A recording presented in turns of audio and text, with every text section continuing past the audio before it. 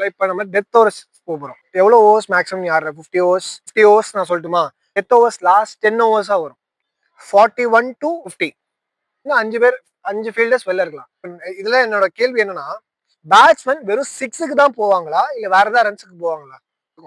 மேட்ச்ல பொறுத்த வரைக்கும் டெத் ஓவர்ஸ்ல 1 2 கன்வெர்ட் பண்ண ட்ரை பண்ணுவாங்க.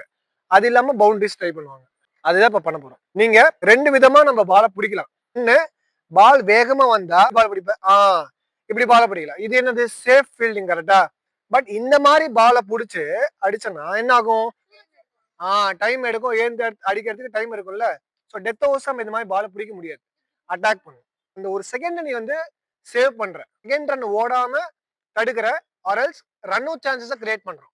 சோ பேட்ஸ்மேனோட பெர்ஸ்பெக்டிவ் என்னன்னா ஃபர்ஸ்ட் அண்ட் ஃபாஸ்டா ஓடுங்க. ஃபீல்டர் பால அந்த பிரஷர்லயே விட்டுருவாங்க. பவுண்டரி கிடைச்சிரும். சோ இந்த மாதிரி சிச்சுவேஷன்ல ஃபீல்டர்ஸ் என்ன பண்ணலாம்? இன்னும் பெட்டர் எக்ஸிகியூஷன் பண்ணலாம். பேசிக்ஸ் இன்னும் ஸ்ட்ராங்கா பண்ணலாம். அதுக்கு என்ன பண்ண? என் கை 2 பால் லைன்ல இருக்கணும். இல்லைன்னா பாலை விட்டுருவேன். பாடி பின்னாடி இருக்கணும்.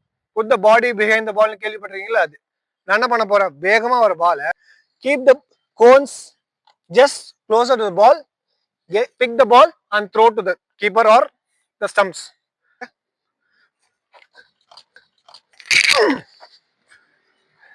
ஓகேயா?